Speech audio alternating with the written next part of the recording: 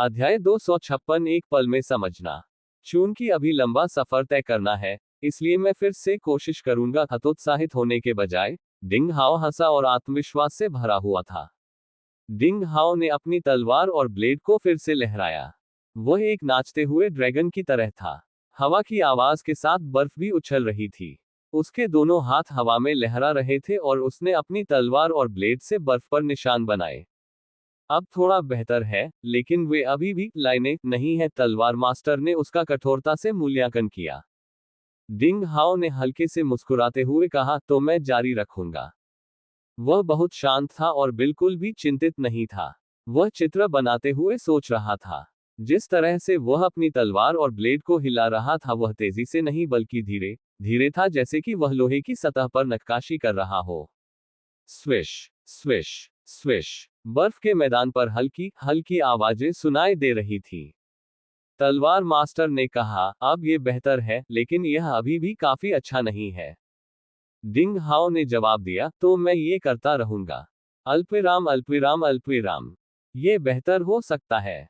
जारी रखना। अल्पविराम अल्पविराम अल्पविराम। वह करीब था। ठीक है, मैं फिर कोशिश करूंगा। अल्पविराम अल्पविराम अल्पविराम। अब वह बहुत करीब था। ठीक है, चलो। अल्पविराम अल्पविराम अल्पविराम। खैर, अब ये बहुत अच्छा है, लेकिन यह संपूर्ण नहीं है। दोबारा। अल्पविराम अल्पविराम अल्पविराम। इस हवादार और धूप भरे बर्फीले मैदान पर भी वही मूल्यांकन और उत्तर दोहराए गए। मूल्यांकन करने वाले तलवार मास्टर एक चुटीले परीक्षक बन गए थे, और डिंग हाओ ने हमेशा बिना किसी अहंकार के काम किया था। भले ही उनके काम को कई बार खारिज कर दिया गया था, लेकिन वे हमेशा अपने चेहरे पर मुस्कान रखते थे और शांति से अपनी तलवार और ब्लेड लहराते थे। ऐसा लग रहा था कि वे पूरी तरह से जादुई दुनिया में डूबे हुए थे, जो सरल स्ट्रोक से बनी थी, जैसे कि क्षैतिज दाएं गिरना, ऊर्ध्वाधर बाएं गिरना, हुक मोड़ झुकना, चाप बनाना और बिंदु। समय धीरे धीरे और तेजी से बीत गया। डिंग हाओ धीरे धीरे गहन ध्यान की अवस्था में पहुंच गया, जहां कोई विचलित करने वाला विचार नहीं था। वह अपने कानों में हवा को भूल गया, अपने चारों ओर की बर्फ को भूल गया कि वह कहाँ है। अपने मन में कृपाण मास्टर और तलवार मास्टर को भूल गया, अपने हाथों में तलवार और ब्लेड को भूल गया, और यहाँ तक कि खुद को भी भूल गया। उसके दिमाग में केवल नीरस स्ट्रोक थे, और उसके सामने की दुनिया एक कोरा सफेद कागज बन गई, जिस पर वह अपनी इच्छानुसार पेंटिंग कर सकता था। वह जितना चाहता था उतना लिखता और नक्काशी करता था। वह समय बीतने को भूल गया था। अरे तलवार मास्टर, मुझे लगता है कि यह ठीक है। उसके साथ इतना बुरा व्यवहार मत करो। मुझे लगता है कि लिटिल चैप डिंग ने जो रेखाएं उकेरी हैं, वे बहुत कुशल हैं, हालांकि वे परिपूर्ण नहीं थी। वे व्याकरण करने के लिए पर्याप्त अच्छे थे। कृपाण मास्टर ने शिकायत की जब उसने देखा कि तलवार मास्टर डिंग हाओ पर कितना सख्त था। तुम्हारे बाल लंबे हैं, लेकिन तुम में बुद्धि की कमी है। तुम कुछ नहीं जानते, तलवार मास्टर ने बहुत तिरस्कार के साथ मना किया। वे पंक्तियां बस कुछ सरल स्ट्रोक हैं, लेकिन उनमें दाव की परमता निहित है। लोग जानते हैं कि शिलालेख में हजारों जादुई कौशल हैं और दुनिया की सबसे रहस्यमयी शक्ति है, लेकिन इसकी नींव इन सरल रेखाओं पर पड़ी है। वे एक इमारत की ईंटों की तरह हैं, शक्ति के तत्व हैं। वे सबसे बुनियादी चीजें हैं। केवल एक सही नींव होने पर ही कोई व्यक्ति सही जादुई शक्ति प्राप्त कर सकता है। आज मैं लिटिल चैप डिंग पर सख्त हूं, लेकिन भविष्य में जब उसकी तलवार और ब्लेड के शिलालेख उन्नत स्तर तक पहुंचेंगे, तो वह मेरा आभारी होगा। तुम कृपाण मास्टर को डांट पड़ने पर बहुत गुस्सा आया, लेकिन वह जानती थी कि तलवार मास्टर ने जो कहा वह सही था। वे न केवल शिलालेखों पर लागू होते हैं, बल्कि मार्शल आर्ट, अमृत कौशल और हथियारों को परिष्कृत करने के कौशल पर भी लागू होते हैं। वह उसकी बातों का खंडन करना चाहती थी, लेकिन उसे कोई कारण नहीं मिल रहा था। तलवार मास्टर को बहुत खुशी हुई जब उसने देखा कि कृपाण मास्टर चुप है। उसने कहा, इस बारे में बोलते हुए आपको लिटिल चैप डिंग को जगह नहीं देनी चाहिए। बेहतर होगा कि आप उसे अमृत का अभ्यास करने के लिए कहें। आप जानते हैं, एक सख्त शिक्षक उत्कृष्ट छात्रों का निर्माण करता है। हा हा हा। कृपाण मास्टर को अब और बर्दाश्त नहीं हुआ। वह गुस्से से चिल्लाई, चुप हो जाओ। मादरचोद, बूढ़ी माँ उसे सिखाने का मेरा तरीका जानती है और ये तुम्हारा कोई काम नहीं है। चलो पढ़ते हुए गधे की सवारी करते हैं, जाकर देखते हैं। चलो देखते हैं कि कृपाण तकनीक और अमृत का उसका कौशल तलवार तकनीक, शिल्प कौशल और शिलालेख के उसके कौशल से ज्यादा मजबूत है या नहीं। अच्छा अच्छा, पागल औरत, तुम मुझे भड़का रही हो। अच्छा, हम देखेंगे। तलवार मास्टर अपने तरीके से काफी आश्वस्त था। कृपाण मास्टर अभी भी कुछ कहना चाहती थी, लेकिन उसने अचानक डिंग हाओ की स्थिति पर ध्यान दिया और चौंक गई। इस समय तलवार मास्टर ने भी डिंग हाओ की असामान्यता को देखा और बात करना बंद कर दिया। अल्पविराम अल्पविराम अल्पविराम। एकाकी धुआं महान रेगिस्तान में सीधा ऊपर उठता है, डूबता हुआ सूरज लंबी नदी के ऊपर एक चक्र के रूप में गायब हो जाता है। जंग लगी तलवार डिंग हाओ के दाहिने हाथ में लाल रोशनी के साथ चमक रही थी, क्योंकि वह इस प्रसिद्ध वाक्य को लिख रहा था जो उसकी पिछली दुनिया में युगों से चला आ रहा था, और उसने नियमित लिपि के स्ट्रोक के साथ लिखा, जो उसकी पिछली दुनिया के चीनी अक्षरों की एक चिरोग्राफी थी। हर स्ट्रोक अच्छा और जोरदार और शक्तिशाली था। कृपाण मास्टर और तलवार मास्टर की आंखों में वे दाव की अवर्णनीय सांस से भरे हुए थे। सुंदर से में बिना किसी कारण के 50 तार हैं, और इसका हर तार और हर स्तंभ जीवन की अद्भुत आयु का प्रतिनिधित्व करता है। नोट से 25 तारों वाला एक वाद्य यंत्र है। हर तार के नीचे तार को ट्यून करने के लिए एक स्तंभ है। इसका कार्य गुझेंग, एक अन्य चीनी वाद्य यंत्र के स्तंभों के समान है। यहां से में 50 तार क्यों है? अनुवादक को लगता है कि 50 तारों का मतलब लेखक की उम्र है, जो जीवन के बारे में अपनी मनोदशा व्यक्त कर रहा था। डिंग हाओ के बाएं हाथ में उसका ड्रैगन के आकार का रक्त कृपाण था। उसने कृपाण को तेजी से लहराया और डिंग हाओ की पिछली दुनिया के एक प्रसिद्ध कवि ली शांगेन की एक प्रसिद्ध कविता के 2 प्रसिद्ध वाक्य लिखे। ये भी चीनी अक्षरों में लिखा गया था, लेकिन वे जंगली कसिब हाथ चीनी सुलेख में थे। लेखन ड्रैगन की तरह सुंदर था और हवा की तरह बह रहा था। ऐसा लग रहा था कि वे बर्फ से उड़कर आसमान में जा रहे हैं। 2 दुनियाओं की आत्माओं के एक साथ आने से डिंग हाओ एक ही समय में 2 अलग अलग काम करने में पूरी तरह सक्षम हो गया।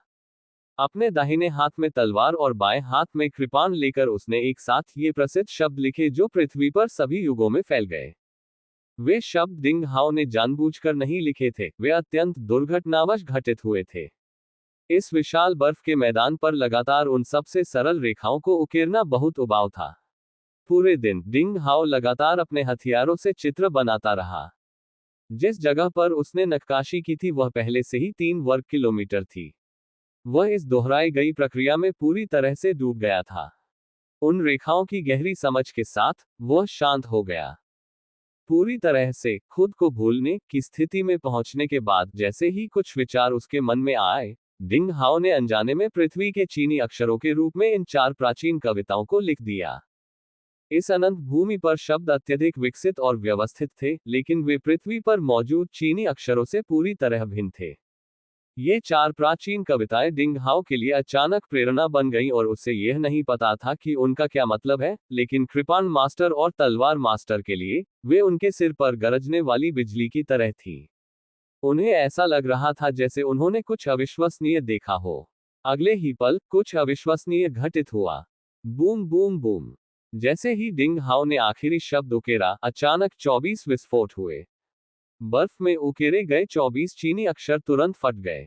बर्फ हर जगह थी और 24 बर्फ के गड्ढों में बिजली की किरणें फैल गईं जो लगभग एक छिद्र वाले मार्शल डिसिपल के पूरे प्रहार जितनी शक्तिशाली थी। अध्याय 257 चीनी अक्षरों का अंकन कौशल।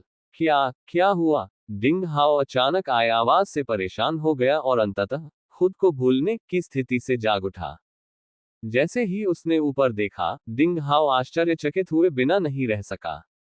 अनजाने में एक दिन चुपचाप बीत गया था, और डिंग हाओ को लगा कि यह सिर्फ एक पल के लिए बीता है, लेकिन वास्तव में शाम हो चुकी थी। बर्फीले पहाड़ों पर सिर्फ आधा लाल सूरज ही लटका हुआ था।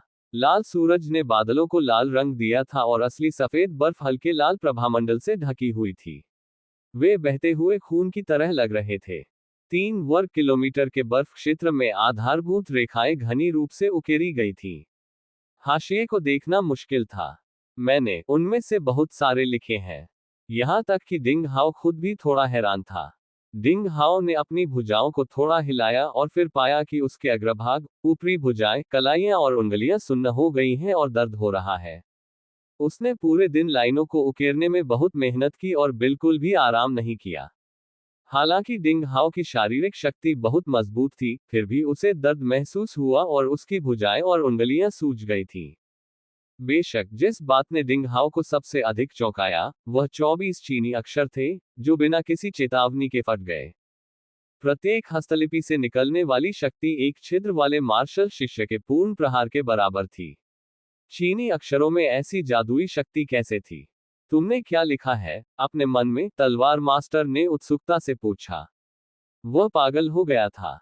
डिंग हाओ को पक्का विश्वास था कि अगर बूढ़े आदमी के पास शरीर है, तो वह निश्चित रूप से अपने दोनों हाथों से डिंग हाओ का कॉलर पकड़कर पूछ रहा था। वे बस कुछ पैटर्न हैं जो मैंने लापरवाही से बनाए हैं, डिंग हाओ ने स्पष्ट रूप से उत्तर दिया।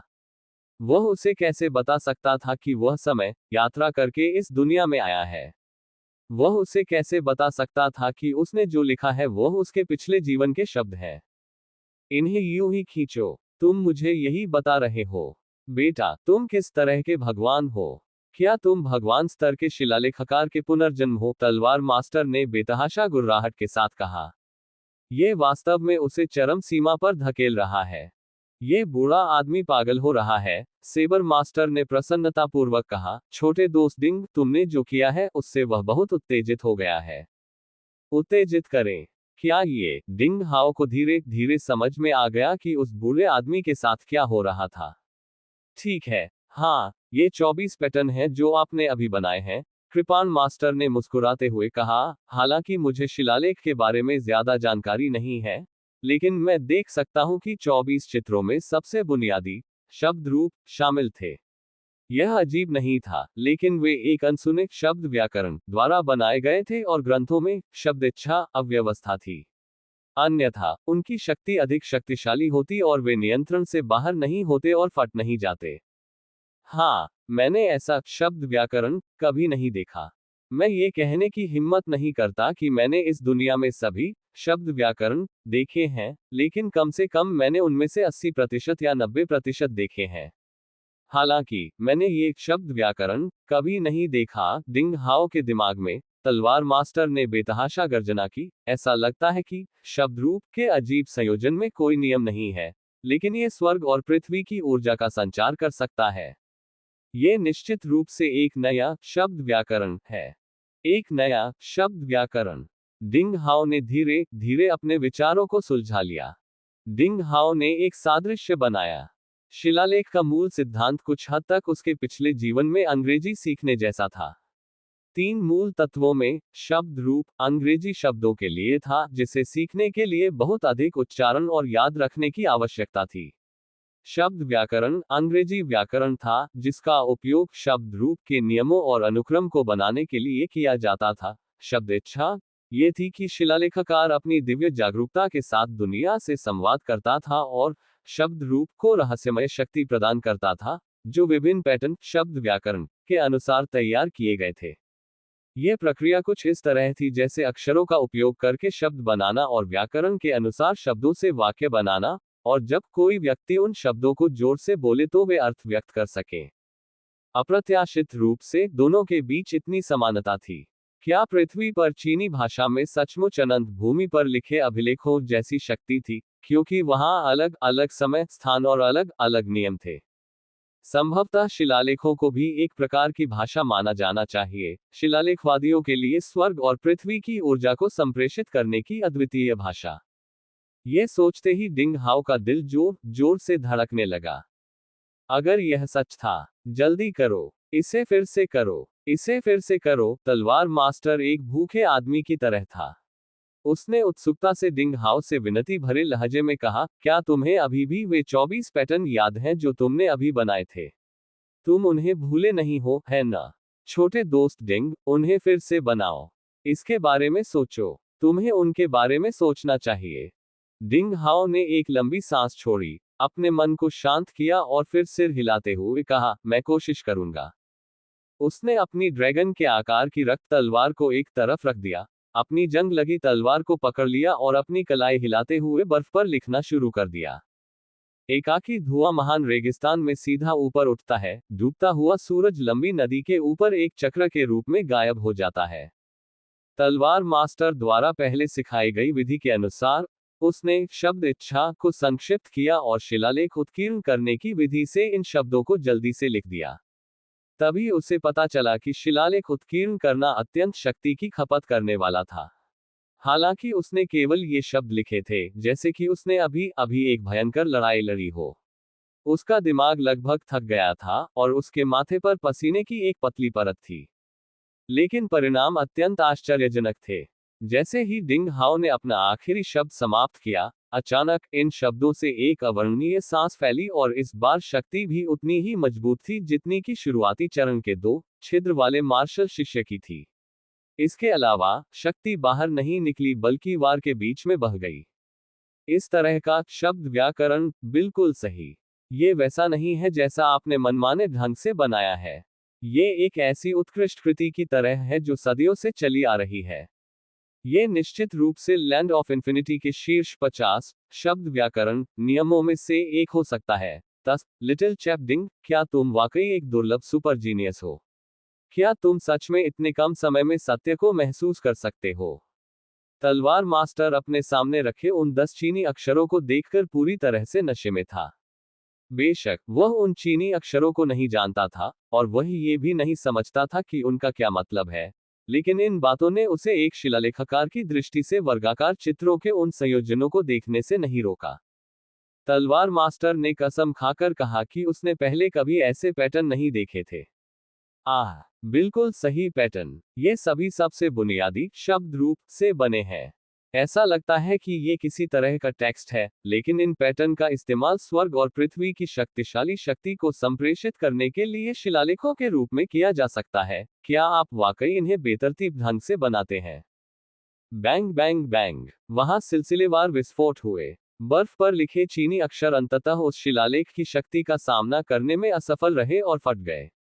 ये देखकर डिंग हाओ की भौहें थोड़ी सिकुड़ गईं। अध्याय 258। तब मैं तुम्हें दुष्ट चंद्रमा कहूंगा। हालांकि तलवार मास्टर खुशी से हंसे। ये ठीक है, आप केवल एक दिन के लिए शिलालेख का अभ्यास करते हैं, लेकिन आपने जो हासिल किया है उसकी तुलना दूसरों द्वारा प्राप्त किए गए 4 या 5 महीनों से की जा रही है। आप उत्कृष्ट से भी बढ़कर हैं। इन शिलालेखों के फटने का कारण यह है कि आपकी दिव्य जागरूकता पर्याप्त रूप से मजबूत नहीं है और आप केवल शब्द इच्छा के सतही ज्ञान में महारत हासिल करते हैं। इसलिए आप जो स्वाभाविक रूप से आकर्षित करते हैं वह इसकी शक्ति का सामना नहीं कर सकता। जब आप वास्तव में शब्द रूप, शब्द व्याकरण और शब्द इच्छा के नियमों में महारत हासिल करते हैं, खासकर अपनी खुद की शब्द इच्छा को संघनित करने के बाद, और फिर ऐसी कोई स्थिति नहीं होगी। तलवार मास्टर की प्रशंसा शायद ही कभी की जाती थी। इस प्रकार ये देखा जा सकता था कि वह आज डिंग हाओ की प्रगति से बहुत संतुष्ट थे। डिंग हाओ ने सिर हिलाया और उसका मूड पूरी तरह से शांत हो गया। आज ये निश्चित रूप से एक दुर्घटना थी। डिंग हाओ ने नहीं सोचा था कि उसके पिछले जीवन में चीनी अक्षरों का वास्तव में ऐसा कोई कार्य था जो एक अद्वितीय और दुर्लभ शिलालेख बन सकता था। अगर ऐसा था तो इसका मतलब था कि अब से उसे पहले की तरह अंग्रेजी सीखने की जरूरत नहीं थी। उसे उन शब्दों और व्याकरणों को याद नहीं रखना था जो इतने जटिल थे।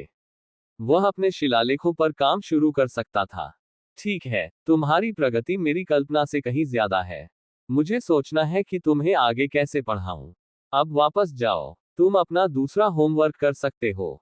हाँ, प्रगति की इस दर से 10 दिनों के भीतर मैं तुम्हें प्रथम स्तरीय शिलालेखवादी बना सकता हूँ। हाँ, वह घटिया ब्लड ड्रैगन विलेज का अधपका शिलालेखवादी भूत सलाहकार तुम्हारी तुलना में बिल्कुल भी नहीं है। तलवार मास्टर महत्वाकांक्षाओं से भरा था। कृपाण मास्टर चुप था। उसे अचानक पछतावा हुआ कि उसे तलवार मास्टर के साथ शर्त नहीं लगानी चाहिए थी। ऐसा लग रहा था कि वह हारने वाली थी। लानत है।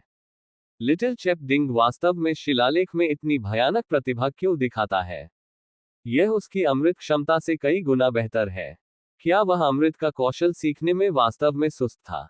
कृपाण मास्टर ने अपने दांत काटे और घृणा से सोचा कि उसे डिंग हाओ का अभ्यास करने का कोई तरीका सोचना होगा और तलवार मास्टर उससे आगे नहीं निकल सकता।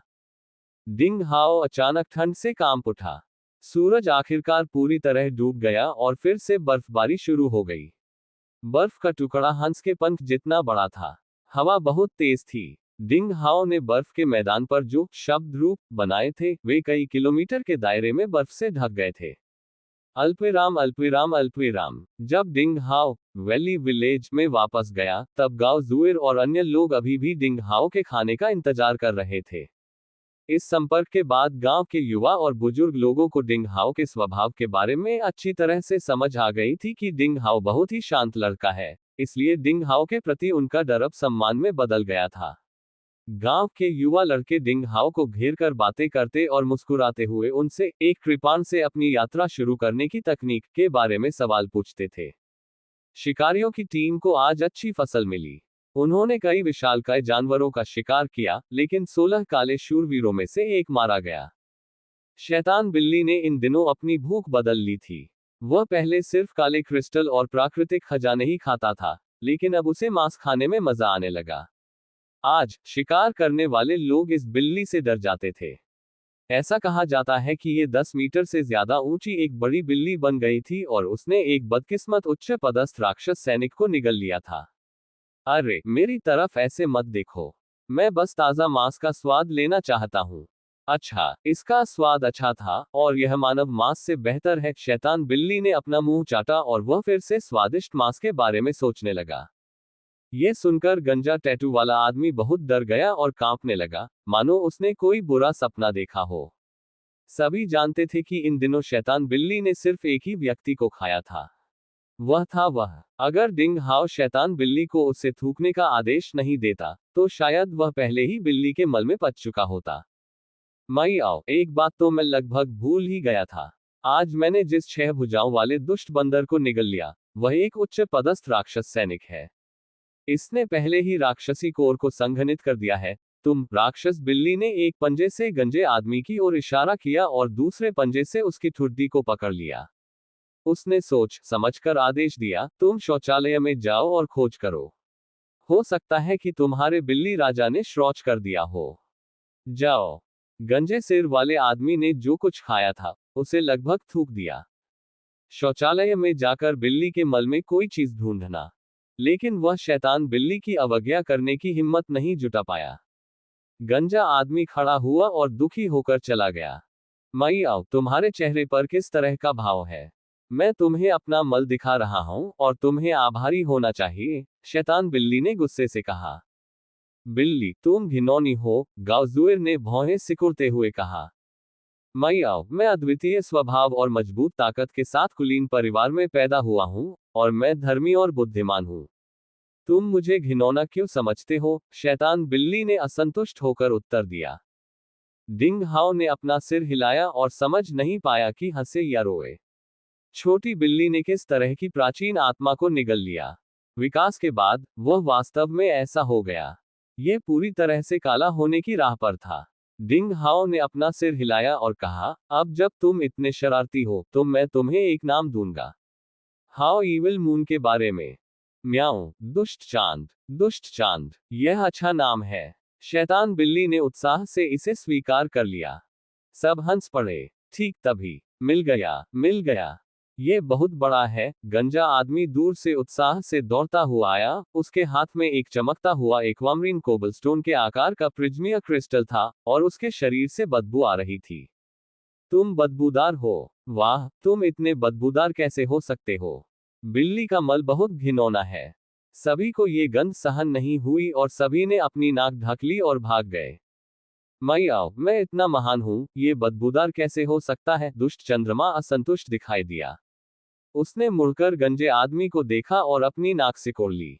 अचानक उसकी पुतलियां बड़ी हो गईं और वह लगभग बेहोश हो गया। उसने कहा, अरे यहां मत आओ, तुम बहुत बदबूदार हो। अल्पविराम अल्पविराम अल्पविराम। 3 दिन पलक झपकते ही बीत गए।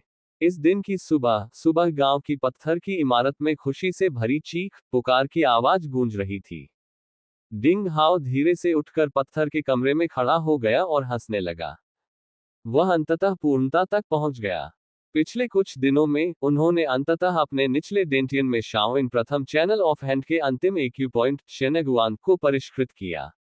इसका मतलब था कि शाओइन प्रथम चैनल ऑफ हैंड के 9 बड़े एक्यू पॉइंट का पूर्ण बंद होना। उनकी डार्क इन आइस क्यूई अंततः इस मेरिडियन में एक बड़ा परिसंचरण कर सकती थी। उसी समय उनकी छाती में रेन मेरिडियन का 9वां एक्यूपॉइंट क्यूगू भी परिष्कृत हो गया था और उनकी उज्ज्वल यांग जलती हुई लोक्यूई भी रेन मेरिडियन में एक बड़ा परिसंचरण कर सकती थी। उनकी कृपाण तकनीक की क्यूई और तलवार तकनीक की क्यूई दोनों ही मार्शल शिष्य क्षेत्र की पूर्णता तक पहुंच गई थी। मार्शल शिष्य क्षेत्र की दोहरी नसें। तलवार और कृपाण वाला संत वास्तव में असाधारण रूप से शक्तिशाली है। प्राचीन काल से लेकर आज तक कौन एक ही समय में 12 मानक मेरिडियन और 6 मेरिडियन पल्स का अभ्यास कर सकता है? पहली नजर में मैं मार्शल डिसिपल के पूर्णता क्षेत्र में हूं, लेकिन क्योंकि मैं एक ही समय में 2 नसों की खेती करता हूं, इसलिए मैं 5 छिद्रित मार्शल सोल्जर क्षेत्र के अंतर्गत आने वाले किसी भी विशेषज्ञ को हराने में सक्षम हूं। अगर मैं अपनी तलवार और ब्लेड का उपयोग डार्क इन आइस क्यूई और ब्राइट यांग बर्निंग फ्लेम क्यूई के साथ करता हूं, तो मैं 9 छिद्रित मार्शल सोल्जर से भी लड़ सकता हूं। मैं लगभग तैयार हूं। 2 दिन की और तैयारी से मैं ब्लड ड्रैगन विलेज की समस्या हल कर सकता हूं। डिंग हाओ की वीरता की भावना तेजी से बढ़ी। अध्याय 259 अचानक मजबूरी में शादी। अब चूंकि वह काफी ताकतवर हो चुका था, इसलिए उसे ब्लड ड्रैगन विलेज से बदला लेने की चिंता करने की कोई जरूरत नहीं थी। उसने जो योजना पहले बनाई थी, उसे लागू किया जा सकता था। मुझे उम्मीद है कि ब्लड ड्रैगन गांव के 3 मालिक बहुत कमजोर नहीं हैं, अन्यथा उनके साथ लड़ने से मैं तेज नहीं हो पाऊंगा। घाटी गांव की रक्षा करने के अलावा डिंग हाओ का उद्देश्य तलवारबाजी की तलाश करने वाले संप्रदाय को छोड़ना था, क्रूर वातावरण में रहकर खुद को तेज करना। जीवन और मृत्यु के बीच की लड़ाइयों का अनुभव करके ही वह अपनी क्षमता को पूरी तरह से उत्तेजित कर सकता था और सफलता प्राप्त कर सकता था, अपने मूड को बेहतर बना सकता था और अपनी ताकत को मजबूत कर सकता था। एक योद्धा की योग्यताएं सिर्फ राज्य और युद्ध कौशल तक ही सीमित नहीं थी। यह अनुभव भी उनमें से एक था। म्यू तियानयान को ट्रैंक्विलिटी अकादमी का प्रोडिजी कहा जाता था। उसके पदार्पण को कई साल हो चुके थे। उसने सैकड़ों बार युद्ध किया था। ट्रैंक्विलिटी अकादमी के उच्च स्तरीय अधिकारियों ने मू तियानयान के लिए कई परीक्षण आयोजित करने की पूरी कोशिश की थी। यहां तक कि दानव देव महल के राजकुमार शून्य युवा मास्टर भी मू तियानयान के लक्ष्यों में से एक थे, इसलिए उनका युद्ध अनुभव बेहद समृद्ध होना तय है। उसका सारा अनुभव जीवन और मृत्यु के भीषण संघर्षों में संचित हुआ था, इसलिए म्यू तियानयांग बिल्कुल भयानक था। यदि डिंग हाओ म्यू तियानयांग को चुनौती देना चाहता था, तो उसका हर पहलू निश्चित रूप से म्यू तियानयांग से कमजोर नहीं होना चाहिए था, चाहे उसका क्षेत्र, जादू कौशल, युद्ध कौशल, जादुई हथियार या युद्ध का अनुभव कुछ भी हो। तलवारबाजी की तलाश करने वाले संप्रदाय के अपने शिष्यों को प्रशिक्षित करने का तरीका व्यवस्थित और चरणबद्ध था, लेकिन ये डिंग हाओ के लिए उपयुक्त नहीं था, जिसे अपनी ताकत में सुधार करने की तत्काल आवश्यकता थी। इसके अलावा तलवारबाजी की तलाश करने वाला संप्रदाय डिंग हाओ को प्रशिक्षित करने के लिए अपना सर्वश्रेष्ठ प्रयास नहीं करने वाला था, इसलिए उसे खुद को प्रशिक्षित करना पड़ा। डिंग हाओ ने ऊपर देखा और आसमान में उगता लाल सूरज देखा। वह हमेशा की तरह गांव के बाहर बर्फ के मैदान में शिलालेख का अभ्यास करने जा रहा था। लेकिन उस क्षण बैंग बैंग बैंग दरवाजे पर तेजी से दस्तक हुई। गांव जुएर, जो खूबसूरती से सजी हुई थी, अपने चेहरे पर आंसू लिए दौड़ी। उसने डिंग हाओ को पकड़ लिया, रोते हुए कहा, भाई हाओ, कृपया मुझे बचा लो। जुएर शादी नहीं करना चाहती। मैं किसी और की रखेल नहीं बनना चाहती। मैं मार्शल आर्ट का अभ्यास करना चाहती हूँ। मैं भाई हाओ की तरह योद्धा बनना चाहती हूँ। वह रो पड़ी। शादी करना, किसी की रखेल बनना। डिंग हाओ उलझन में था और उसने पूछा, कौन चाहता है कि तुम शादी करो? तुम 13 साल से कम उम्र की हो, क्या हो रहा है? ओह! गाओ जुएर की आंखें सूजी हुई थीं। वे शहद के आड़ू जितनी बड़ी थीं। उसने बीच बीच में और स्पष्ट रूप से पूरी प्रक्रिया समझाई। वैली विलेज से लगभग 25 किलोमीटर दूर दक्षिण पश्चिम में किंग रिवर टाउन नामक एक मानव बस्ती थी, जिसमें लगभग 1000 लोग रहते थे। ये वैली विलेज से थोड़ा बड़ा था। किंग रिवर टाउन एक ली परिवार के नियंत्रण में था, और इसकी ताकत वैली विलेज से कहीं ज्यादा थी। किंग नदी शहर के मेयर का नाम ली यंग था। उनके 5 बेटे थे। सबसे बड़ा बेटा ली यूफेई था, जो मार्शल डिसिपल दायरे का योद्धा था। उसकी शादी को 3 साल हो चुके थे, लेकिन उसे कोई बच्चा नहीं हुआ था। किसी ने उससे बताया कि वैली विलेज के मुखिया की एक बेटी है जो स्वाभाविक रूप से सुंदर और चतुर है, इसलिए वह उससे शादी करना चाहता था और खुद एक बच्चा चाहता था। आज सुबह उसने किसी को गाओ जुएर के पिता के साथ इस बात पर बात करने के लिए भेजा। गाओ फैंग ने इसे स्वीकार कर लिया। कोई नहीं जानता था कि वह क्या सोच रहा था। वह अपनी 13 वर्षीय लड़की की शादी ली यूनफेई से अपनी उपपत्नी के रूप में करने पर विचार कर रहा था। गाओ जुएर में प्रतिभा थी और वह डिंग हाओ की तरह योद्धा बनना चाहती थी। खास तौर पर इस दौरान डिंग हाओ ने व्यक्तिगत रूप से मार्गदर्शन दिया, इसलिए वह काफी तेजी से आगे बढ़ी। इस मामले में यह अनुमान लगाया गया कि उसे 9 संप्रदायों में से एक में प्रवेश करने और शिष्य बनने की उम्मीद थी। स्वाभाविक रूप से वह अपने जीवन भर की उम्मीद को बर्बाद करने के लिए दूसरों की रखैल बनने को तैयार नहीं थी। चिंता मत करो, चलो चलते हैं और देखते हैं। डिंग हाओ ने घबराई हुई छोटी लड़की को दिलासा दिया और पत्थर की इमारत से बाहर चला गया। वह गाओ फैंग से बात करने जा रहा था। अल्पविराम अल्पविराम अल्पविराम। चीफ गाओ को वाकई समय का अंदाजा है। अब जब आपने अपनी बेटी की शादी मेरे बड़े भाई से करने का वादा किया है, तो हमारा किंग रिवर टाउन और आपका वैली विलेज रिश्तेदार बन जाएंगे। हाँ हाँ, हम आपका ख्याल रखेंगे। आपको मेरा वचन है। हॉल में बैठे एक 20 वर्षीय युवक ने कहा। वह अहंकार से फूला हुआ था। यह आदमी चमड़े का कवच पहने हुए था और उसके हाथ में 2 बड़ी कुल्हाड़ियां थीं। उसके चेहरे पर सख्त दाढ़ी थी। वह गर्वित दिख रहा था। वह आदमी किंग नदी शहर का दूसरा युवा स्वामी ली यूनयांग था। गाओ फैंग उदास दिख रहे थे, लेकिन उन्होंने कुछ नहीं कहा। दूसरे युवा गुरु, हम किंग रिवर टाउन के रिश्तेदार बनकर बहुत खुश हैं, लेकिन क्या मैं अपने लोगों से इस बारे में बात कर सकता हूँ? जू रे की नामात्र उम्र 13 साल है। वह शादी करने के लिए बहुत छोटी है, एल्डर गाओ लिन ने मुस्कुराते हुए पूछा। वह माहौल को शांत करने की कोशिश कर रहा था। ईमानदारी से कहूं तो हमारे वैली विलेज में जू एयर को छोड़कर कुछ खूबसूरत लड़कियां हैं। कैसा रहेगा? सच कहें तो गाओ फैंग और गाओ लिन दोनों ही गाओ जुए से शादी करने के लिए तैयार नहीं थे। यदि यह डिंग हाओ के आने से पहले का समय होता, यदि गाओ जुएर किंग नदी शहर के लिए परिवार की बहू बन सकती, तो यह उसके लिए अच्छा होता। आखिरकार आज के घाटी गांव में लोग पीढ़ी दर पीढ़ी कमजोर होते जा रहे थे। ताकतवर लोग कम थे और इस तरह पूरे गांव की ताकत कमजोर थी। सर्दियों में सभी को भूख की पीड़ा सहनी पड़ती थी। उनके पास पर्याप्त भोजन और कपड़े नहीं थे। इससे भी बदतर, हाल ही में उन्होंने अपने संरक्षक योद्धा गोनू को खो दिया। सर्दी लंबी थी और वे भविष्य और आशा नहीं देख पा रहे थे। अगर गाओ जुएर गांव में रहती तो वह या तो भूख से मर जाती या एक दिन राक्षस द्वारा मार दी जाती। लेकिन अब डिंग हाओ की वजह से समस्या हल हो गई थी। डिंग हाओ के प्रकट होने से न केवल वैली गांव को जीवित रहने की उम्मीद मिली, बल्कि गाओ जुएर को भी आशा मिली। इन दिनों डिंग हाओ ने उन्हें कई बार बताया था कि गाओ जुएर में मार्शल आर्ट की अच्छी प्रतिभा है। 1 साल से अधिक की साधना के बाद वह स्नो प्रांत के 9 संप्रदायों की परीक्षा पास करने और 9 संप्रदायों के शिष्यों में से एक बनने की बहुत संभावना थी। उनकी नजर में डिंग हाओ एक बहुत मजबूत आदमी था। इन दिनों डिंग हाओ के प्रदर्शन ने पहले ही वैली विलेज के सभी लोगों की जबरदस्त प्रशंसा अर्जित कर ली थी। निजी तौर पर सभी का मानना था कि डिंग हाओ की असली पहचान निश्चित रूप से 9 संप्रदायों का एक उत्कृष्ट शिष्य था। उसने जो कहा, उसे स्वाभाविक रूप से वैली विलेज के लोग सुनहरा नियम मानते थे। इस तरह गाओ लिन और गाओ फैंग को दोबारा सोचना पड़ेगा।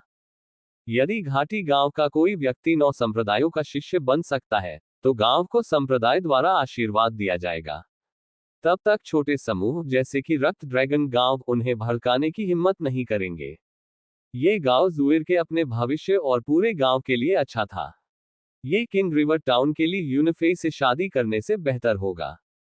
कुछ समय पहले किंग रिवर टाउन एक छोटी सी जनजाति थी जो वैली विलेज से भी बदतर थी। 3 या 4 साल से भी कम समय में ये पीसफुल सिटी के बाद दूसरे नंबर की बड़ी ताकत क्यों बन गई? ऐसा किंग रिवर टाउन के मेयर के बेटों की वजह से हुआ। ली यंग का चौथा बेटा ली यूनफेंग चॉपिंग सन सिटी में शामिल हो गया और उसका 5वां बेटा ली यून की तलवारबाजी चाहने वाले संप्रदाय में शामिल हो गया, इसलिए किंग रिवर टाउन को इन संप्रदायों का संरक्षण प्राप्त था। गांव जुएर घाटी गांव की आशा थी। बेशक गाओ लिन और उसके लोगों ने किंग रिवर टाउन को अपमानित करने की हिम्मत नहीं की, इसलिए उनके शब्द यथासंभव व्यंजनापूर्ण थे।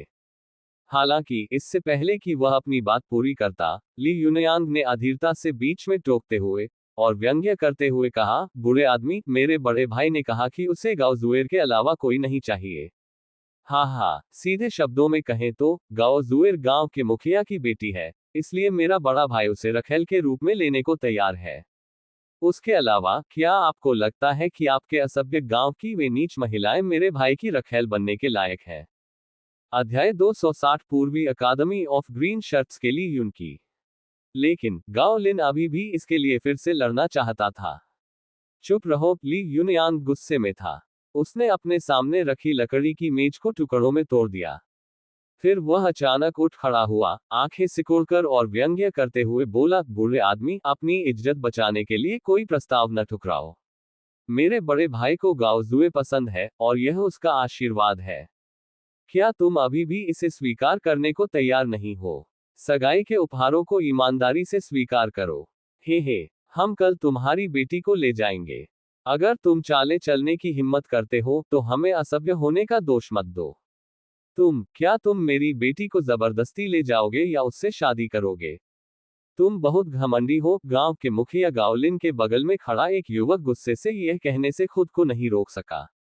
अच्छा, ली तियानयांग का चेहरा तुरंत बदल गया और वह नाक भान सिकोड़कर बोला, तुम क्या गिनते हो? क्या तुम मुझे बीच में रोकने की हिम्मत कर सकते हो? भाड़ में जाओ। उन्होंने अंतिम शब्दों में रहस्यमय क्यूई की शक्ति का उपयोग किया। जब सबने इसे सुना तो ऐसा लगा जैसे कानों में अचानक गड़गड़ाहट हो गई हो। आह, युवक पीला पड़ गया था, वो टूट रहा था और उसके कान और मुंह में खून के निशान थे। दूसरे युवा मास्टर, हमें बहुत परेशान मत करो। गांव के मुखिया गाओ फेंग, जो हार मान चुके थे, अपने गुस्से को नियंत्रित नहीं कर सके। क्या तुम बहुत ज्यादा धमकाते हो? हाँ, आज मैं, तुम्हारा युवा स्वामी, तुम्हें धमका रहा हूँ। तुम मेरा क्या कर सकते हो? ली युनयांग खुशी से हंसा, उसके चेहरे पर स्पष्ट व्यंग्य और तिरस्कार था। ऐसा मत सोचो कि मुझे नहीं पता कि तुम्हारे वैली विलेज का रक्षक योद्धा गुरनु अभी तक वापस नहीं आया है। हो सकता है कि वह पश्चिमी रॉक माउंटेन रेंज के प्राचीन खंडहरों में पहले ही मर चुका हो। ओह, अब वैली विलेज पूरी तरह से असुरक्षित है। मैं अकेले ही तुम सभी को हरा सकता हूँ। इससे पहले कि वह अपनी बात पूरी करता, सचमुच हॉल के बाहर से एक हल्की आवाज आई। डिंग हाओ दुबला पतला था और उसने गाओ जुएर का हाथ पकड़ा और धीरे धीरे अंदर चला गया। हॉल में वैली विलेज के खूनी युवा लोग बहुत पहले उसे बर्दाश्त नहीं कर सकते थे। जब डिंग हाओ अंदर आया तो उन युवकों की आंखें चमक उठी और उनका मनोबल और भी बढ़ गया। वर्तमान में वन स्वॉर्ड ब्रदर किचेन के साथ जो अथाह था, ली युनयांग, जो अभिमानी था, किचेन का बिल्कुल भी प्रतिद्वंद्वी नहीं था। आप कौन है? ली युनयांग ने तुरंत अपनी नजरें डिंग हाओ पर टिका दी। डिंग हाओ की आंखें बिजली की तरह चमक उठी। उसने हॉल में इधर उधर देखा और धीरे से कहा, तुम क्या हो? तुम मेरा नाम पूछने के लायक नहीं हो। अभिमानी। वैली विलेज के युवाओं को अचानक बहुत राहत महसूस हुई। ली युनयांग का अहंकार उसके शब्दों में व्यक्त हुआ और वह जानबूझकर और अभिमानी था, जैसे कि वह एक अशिष्ट नवागंतुक था। वन स्वॉर्ड किचेन का अहंकार उसका स्वाभाविक स्वभाव था। इसने लोगों को महसूस कराया कि किंग रिवर टाउन के प्रभावशाली दूसरे युवा मास्टर ली युनयांग निश्चित रूप से डिंग हाओ का नाम जानने के लायक नहीं थे। ली युनयांग अपने दिल में गुस्से में था और वह कुछ कहने ही वाला था। अचानक उसकी पुतलियां सिकुड़ गईं और ठंडी आंखों से उसने डिंग हाओ के हाथ को घूरा। डिंग हाओ ने गाओ जुएर का छोटा हाथ अपने हाथ में ले लिया। बड़े भाई की औरत को छूने की हिम्मत किसने की? ली युनयांग के चेहरे पर दाग दिखाई देने लगा और उसने कहा, बच्चे, अगर तुम अभी भी जीवित रहना चाहते हो तो अपना हाथ काट दो। ओह, किसको काट देना चाहिए? डिंग हाओ के मुंह से चंचलता झलक रही थी। तुमने जिस गंदे हाथ से गाओ जुएर को छुआ था। ली युनयांग धीरे धीरे पास आया और भी ज्यादा क्रूर होता गया। अगर तुम शिकायत करना चाहते हो तो अपने आप को दोष दो कि तुमने उस महिला को छुआ जिसे मेरे बड़े भाई ने चुना था। अगर तुम नहीं चाहते हो तो मैं तुम्हारे दोनों गंदे हाथ काट दूंगा। डिंग हाओ ने आह भरी और धीरे से अपना दाहिना हाथ आगे बढ़ाया और कहा, मेरा हाथ यहाँ है। मुझे डर है कि तुम में इसे काटने की क्षमता नहीं है। तुम लापरवाही और अंधाधुंध काम कर रहे हो, इसलिए मैं तुम्हारे कुत्ते के पंजे काट दूंगा, ली यूनयांग ने गुस्से से कहा। एक झटके में उसने कमर पर बंधी लंबी तलवार निकाली। चांदी की पट्टी की तरह उसने बिजली की तरह डिंग हाओ के हाथ को काटने का इरादा किया। हॉल में विस्मय की एक अनवरत आवाज गूंज रही थी। अगले ही पल, हालांकि डिंग हाओ ने चकमा नहीं दिया और उसने बस अपनी उंगली को तेज ब्लेड पर धीरे से मार दिया। डिंग। जिस क्षण मांस की उंगलियों ने स्टील के ब्लेड को छुआ, लोगों की जड़ सोच में खून के छींटे की तस्वीर सामने नहीं आई। एक हल्की तलवार की आवाज पूरे हॉल में गूंज रही थी। एक तलवार की रोशनी पीछे की ओर उड़ती हुई ली यूनयान के मंदिरों के पास से गुजरती हुई हॉल की छत पर जा लगी। संपूर्ण शांति। किंगजियांग कस्बे के योद्धा, जो दुर्भाग्य में आनंदित होकर हलचल का दृश्य देखने के लिए प्रतीक्षा कर रहे थे, वे बिजली गिरने के समान अवाक रह गए। ली यूनयांग उसी स्थान पर मूक बना रहा, उसके माथे से पसीना बह रहा था। कंधों पर कुछ काले बाल गिरे हुए थे और मंदिर में दिल की धड़कन की हल्की ठंडक थी। तभी ली यूनयांग ने अपने हाथ में लंबी तलवार देखी और वह बीच से पूरी तरह से दो टुकड़ों में कटी हुई थी। ये लड़के की पतली उंगलियों थी जिसने हल्के से झपट्टा मारकर तलवार को तोड़ दिया। क्या मांस की उंगली ने स्टील की कृपान को तोड़ दिया? ली यूनयांग को अचानक एहसास हुआ कि उसने लोहे की प्लेट को लात मार दी है। वह एक भयानक गुरु से मिला था। वह इतना स्तब्ध हो गया कि उसने अपनी टूटी हुई तलवार फेंक दी। दोनों हाथ अवचेतन रूप से पीछे की ओर चले गए और विशाल कुल्हाड़ियों की जोड़ी के हैंडल को पकड़ने का इरादा किया। वह कुछ कहना चाहता था। चले जाओ, डिंग हाओ ने धीरे से चिल्लाया। इस ध्वनि और ली यूनयांग द्वारा गाओ फैंग के बगल में बैठे युवक को डांटने का वही अद्भुत प्रभाव था, जिसमें क्यूई ध्वनि तरंग आक्रमण शामिल था। लेकिन यह आवाज डिंग हाओ की थी, ये ली यूनयांग की आवाज से कई गुना ज्यादा सूक्ष्म थी। दूसरे लोग दोनों में कोई अंतर नहीं देख पाए। ली यूनयांग के कानों में आवाज सिर्फ उसके कानों के लिए ही बनाई गई थी, जो दुनिया को नष्ट करने के लिए एक विशाल ड्रम बजा रही थी। ली यूनयांग की आंखों के सामने चिंगारियां उड़ रही थीं। उसे चक्कर और बहरापन महसूस हुआ। वह लड़खड़ा गया और उसका चेहरा मोम जैसा पीला हो गया, जैसे कि उस पर सोने की एक पतली परत चढ़ी हो। चल दर। जब ली यूनयांग को झटका लगा, तो वह अचानक डर गया और अब उसमें लड़ने की हिम्मत नहीं रही। वह पलटा और सीधे हॉल के दरवाजे की ओर भाग गया। किंग नदी शहर से आए योद्धा कुछ देर के लिए स्तब्ध रह गए और कोई प्रतिक्रिया नहीं दे पाए। डिंग हाओ की निगाहों में आने से उन्हें अचानक ऐसा लगा जैसे उन पर मजबूत धनुष और कठोर क्रॉसबो का निशाना लगा हो, और उन्हें पूरे शरीर में ठंड महसूस हुई। किसी ने अवचेतन रूप से चिल्लाया ताकि बेघर कुत्तों की तरह दर्जनों लोग ली यूनयांग के पीछे भागने के लिए दौड़े। ये बात ऐसे खत्म नहीं होगी। हम कल आएंगे, मेरा भाई लड़की को लेने आएगा। ली यूनयांग की शर्म से भरी गुस्से भरी आवाज बाहर से आई। यहां तक कि गाओ फैंग, गाओ लिन और अन्य लोग भी एक दूसरे को देखते रहे और समझ नहीं पा रहे थे कि क्या करें। अप्रत्याशित रूप से ली यूनयांग, जो घमंडी था, बेघर कुत्ते की तरह भाग गया। गांव जुएर के चेहरे पर एक रोमांचक मुस्कान दिखी। हालांकि यह गांव के मुखिया का पारिवारिक मामला है, लेकिन मुझे इसमें अपनी नाक नहीं घुसानी चाहिए। जुए सिर्फ 13 साल की है और उसकी शादी के लिए अभी बहुत जल्दी है।